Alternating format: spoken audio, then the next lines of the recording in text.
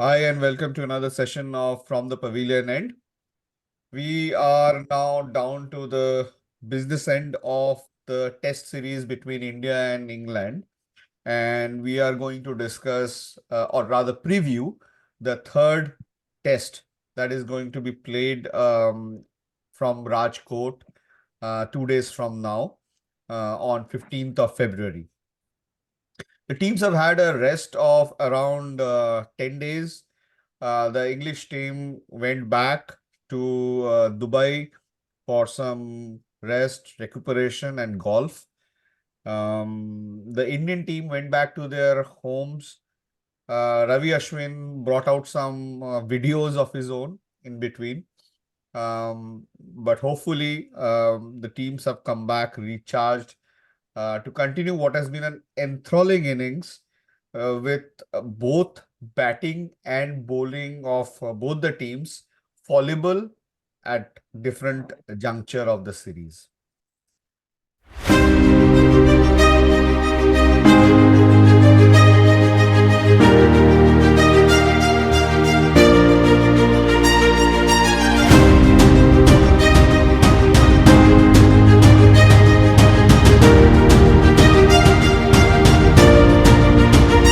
So our podcast is available on Spotify.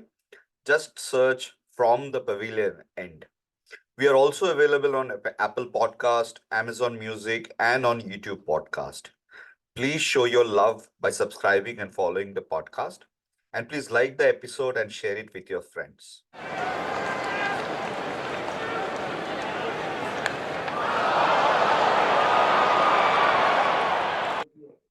Let me welcome Bikiron and Krishnendu to this episode. Krishnendu, let me come back to you first. Uh, Rajkot is supposed to be one of the few pitches where you cannot doctor anything because it's a batting paradise. That's what they call it.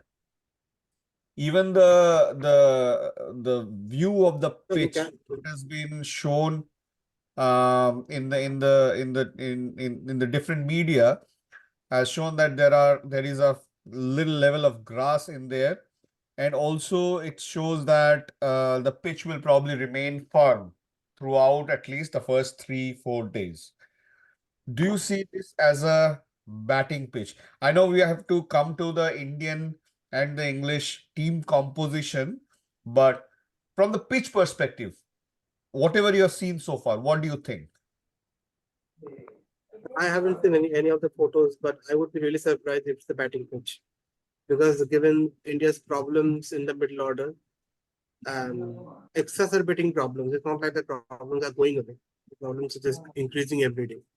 I don't think the Indian team will take a risk in giving a batting track and allowing the English batting to come into the game.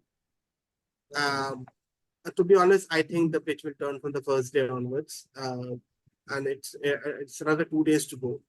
So they can selectively water the pitch, make the areas that the spinners would like, dry them up, and maybe the ball will turn to the first year.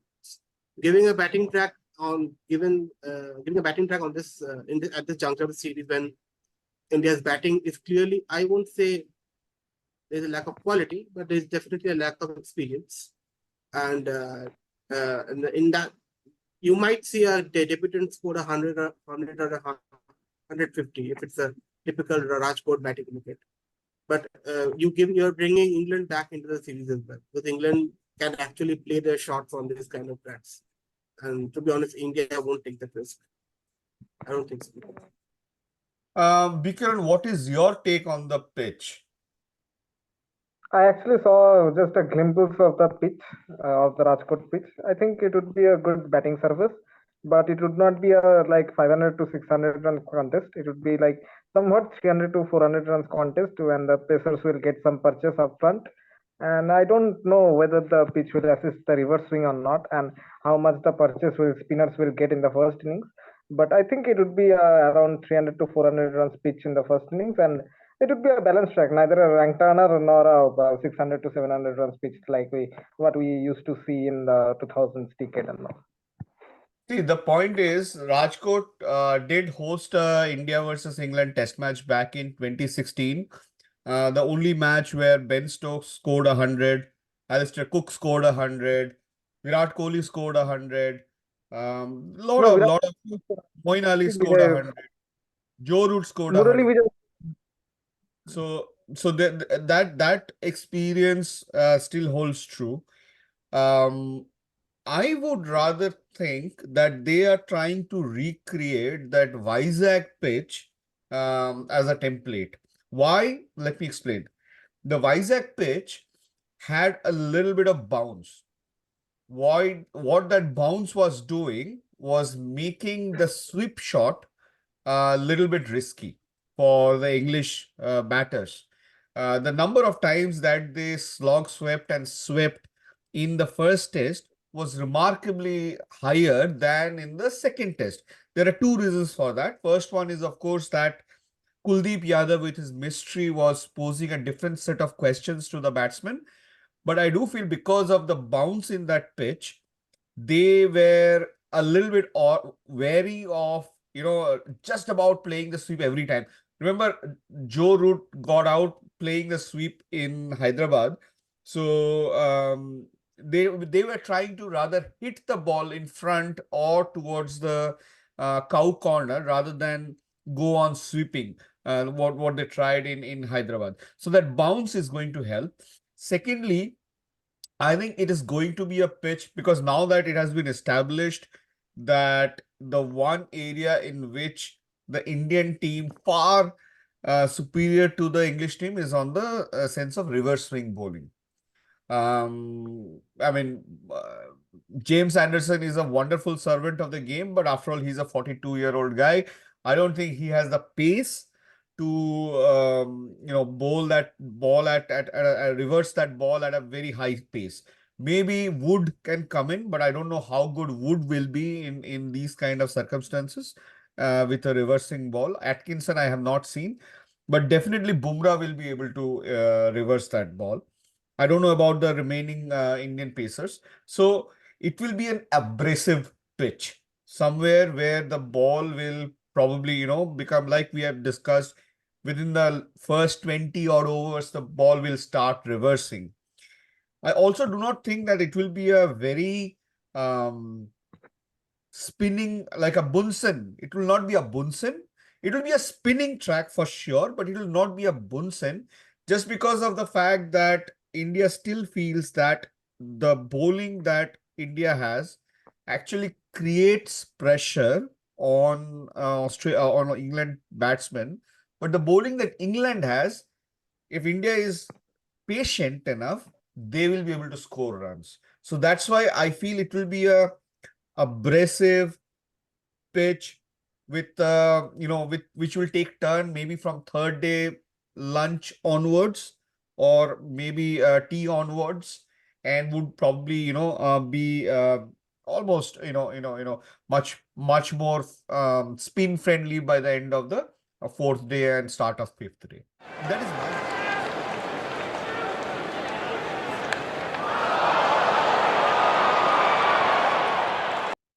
Because okay. if England win the toss and Let's bat first, let's England might just take away the game, take the game away from India in the first 2 days. In India's let's 100 point. come to that situation that you're talking about. And that situation is that India have been forced to include Devdutt Padikkal into the squad because KL Rahul is apparently still not fit to play. We are not sure if Jadeja is still fit to play. There are no adverse reports yet. Even though reports are saying that Gill has not taken his optional practice session today, but Gill didn't have any kind of problem. So if Jadeja doesn't play, India may well end up with a middle order, or rather a batting lineup, top order, where the remaining 5 batsmen doesn't add up to the number of tests that Rohit Sharma has played. And Rohit Sharma himself has played barely 50 test matches. So that's a dismal top order to say the least. My direct question is that, and I know we have discussed this quite heatedly in the last program. Did you still feel that there was no chance for Pujara to come back into this squad? Absolutely not. Okay, I won't go there anymore. Absolutely. Bikiran, what is your top order provided if Jadeja is unfit? If Jadeja is unfit, then Rohit and Yash will open. Gill at number 3. Then Patidar at number 4 or Sarfaraz at number 4. Maybe if Patidar at number 4, then Sarfaraz at 5. And then Akshar at number 6. Number 7 will be Dhruv Zurel. And number 8, Ravichandran Ashwin. These will be my batting order from 1 to 8. And 9, 10, 11? I will go with the two seamers with Siraj and Bumrah, and then maybe Kuldeep. Yeah, maybe Kuldeep. No, yeah, definitely Kuldeep. Not maybe. Yes, definitely. And if Jadeja comes into the team, who goes out? As far as I am concerned, I will still go with Akshar instead of Kuldeep because of the batting depth. Maybe we need that. Krishendu, what will be your 11 if Jadeja is unfit? If Jadeja is unfit, I think Patikal might play because he's a left-hander towards Sarfaraz. That is what I think. Other than that, it's the same team. And if Jadeja plays, I think it's very difficult choosing between Akshar and Kuldeep because if it's a ranked turner, you can play Akshar. No problem. Akshar will turn. It will not be a ranked good turner. bowler on those. If it's not a ranked turner, I think I will take Kuldeep. To be honest, let's forget not Kuldeep, Akshar, whatever. I will only play for one fast bowler. So I'll definitely play Akshar and that's a bold stance. And let's stick to that. If you ask me, I would always play if Jadeja is not playing, then I'll always play Padikkal at number 3 because that's where he plays in domestic cricket. He opens or he plays number 3. I will play Gill at number 4 because eventually all Indians feel that Gill will come down to number 4 when Kohli is not there. Number 5 will be, I will play 2 batsmen. I'll play both Patidar and Sarfaraz. Number 5 and 6. 7 will be 7. I think I will get a debut for Jurel. I don't know if the team management will agree with me, but I will give a debut to Jurel. And then 8, 9, 10, 11 will be Ashwin, Akshar, Kuldeep, and Bumrah. I'll also go with one pacer. I just don't feel our second pacer adds that delta thing to create a. He's not a component which will tilt the match or the tie in India's favor. Rather, he will tilt it in England's favor. The reason I'm playing with one less pacer is because in my team, Kona Bharat will of course play. It's very good to say Jurel should start. I think he should, but Kona Bharat will play. So if we are going it with one more pacer, we are going with 9 players. I would rather have 10 players playing for the team rather than 9.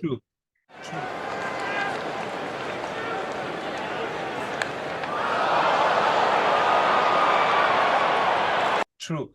True. Going to the England team, this is the 100th Test match of Ben Stokes. He has been one of the best servants of English cricket, both in limited overs as well as in red ball cricket. We call it Bazball, but you may as well call it the Stokes ball because Ben Stokes has made sure that he plays according to what McCallum came back with. So, Bikiran, where do you feel Stokes is in the pantheon of great all-rounders? Ben Stokes currently is not playing as an all-rounder for some time, at least for nearly an year or so. Like he is playing as a pure batter. And even when he was bowling, he was an all-condition bowler almost. He could bowl in all the conditions. He could bowl long spells in subcontinent like we have seen in Ahmedabad in 2021 or we have seen in Leeds 2019. He can bowl the long spells, but then he was fifth bowler of his team and his workload was and he was poorly managed by Joe Root. When it comes to the bowling front, he was poorly managed by Joe Root. he was either overbowled or underbowled, nothing in between. Basically, his workload per match is quite low. I think it's not that much. Workload per match is not that much great.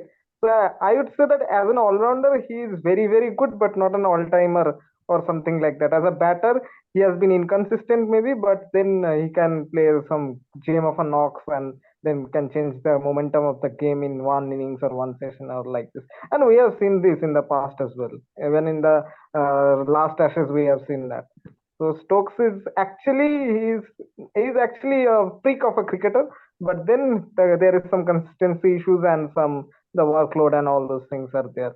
So actually, I would say that yeah, he's very good, but not an all-timer one. What about you, Krishnendu? You have seen a few more all-rounders than Bikiron. Where do you place Ben Stokes? Stokes is an impact all-rounder, but he's not one of those consistent performers who have Yeah. year down the line he has played. Let's say Richard Hadley or a Kapil Dev or Imran Khan. They have played years and years and years, and they've created impact with their bat and ball for a certain amount of time.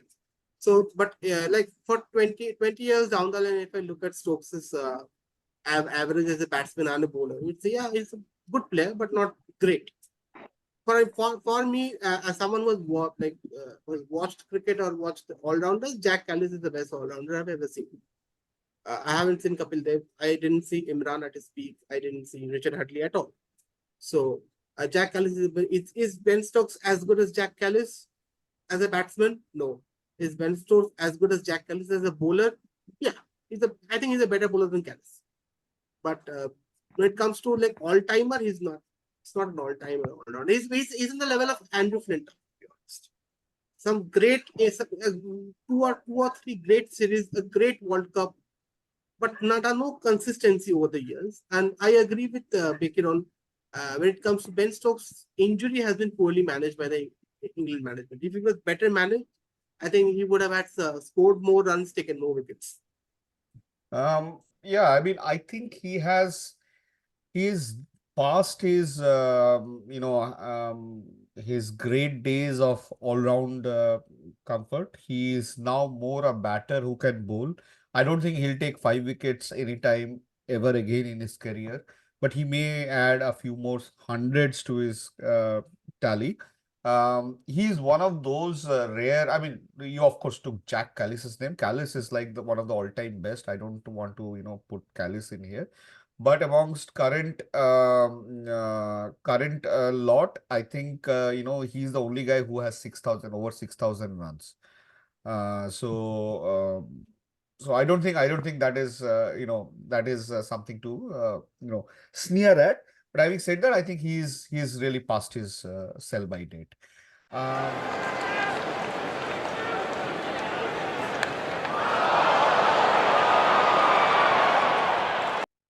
I feel that in this series, the England bowling inexperience has been matched by the Indian batting inexperience somehow by design or by planning.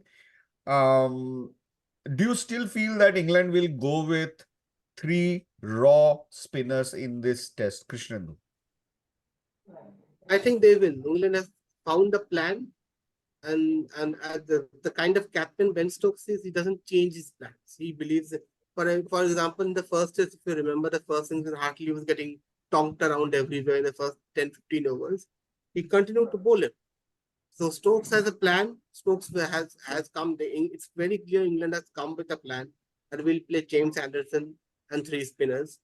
To be honest, I think one more fast bowler could help. I don't think 3 spinners will be doing the job for England. One more fast bowler could help, but I don't think they will play one fast bowler. They will play James Anderson. They'll play 3 spinners, and we are going to stick to their plan. Do you think that they will play 2 spacers? I think they will, because as far as I know, the Rajkot would not be a rank turner or even a turner. So I think they will go with 2 seamers. Even the previous test match was not a rank turner. They still played James. But I think they will learn from their mistakes. As an Indian fan, I would like to see the 3 spinners around, and it will help our case. But Then, if, from England's perspective, I think the two seamers will help, and Anderson and one of Robinson or Wood will play. I think. Mm. You're saying one of Wood or Anderson. That will be actually something that I would also want. If they play two pacers, I think that will make it really tough for India. Um,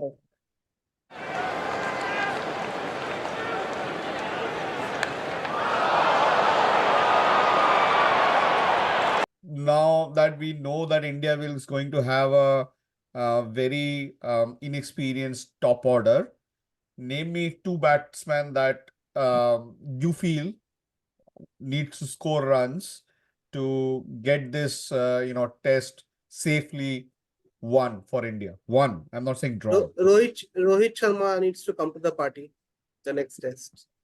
He has to. I think a lot will depend on Rohit Sharma and Yashasvi Jaiswal. I think Jaiswal has shown the temperament for Test cricket. These two, one of these two has to click, and maybe Gill, if he can take some confidence from his last 100. Out of these three batsmen, two of them have to click for India to like get over the line in this Test match. Right, right.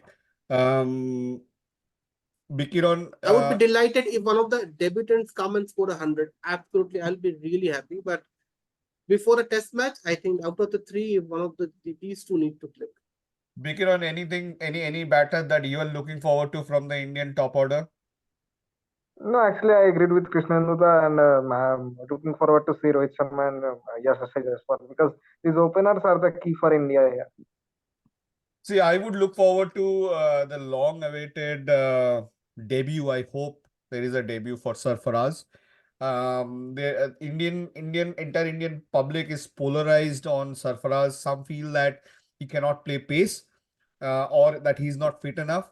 Others feel that he has an average of 70 or 80, and that should be tested out at the top level.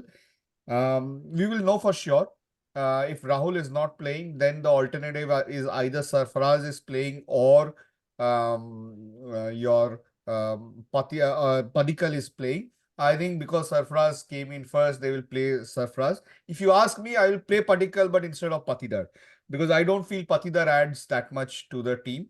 Rather, Padikkal with his left-handedness is going to be a a horse for long races. And he's younger too. He's 23. And he's younger too, Padikkal. just 23. I would still hope that there is a big runs from Yashasvi Jaiswal. I feel that that guy can actually milk this England bowling to the core. He is the true Mumbai Gharana batsman, and I expect at least one more double century from him in this This series. series. In this series. Final predictions, Krishnendu. I think India will win the Test match. I'm not really. It will be a tough one because of the middle order, any lack of experience in the middle order. But India has just that enough in their batting and just more experience in their bowling to take them over the line. Bikiron? I think India will win, but it will be a closely fight contest. Okay. The point here is that I feel that because Rahul is not playing, Jadeja may not play. So I feel that India are starting at an even worse position than Vizag. Vizag, at least we knew that it will be, somewhat bowling friendly. Rajkot is always a batting friendly track. If it's a batting friendly track, then it becomes easier for England. If England play a balanced attack, England will definitely win. I feel this is a truly one of those test matches where where India is going in as an underdog at home, and that has not happened very many times in India's recent history. The kind of batting that they have, the wicketkeeper that they're taking, the confusion around the third spinner, whether to play a second pacer or not. There are huge questions around Rohit Sharma's captaincy. So I feel that this is one of those cases where if India has to win this test match, lot of key events has to fall in India's favor. like starting with the winning the toss.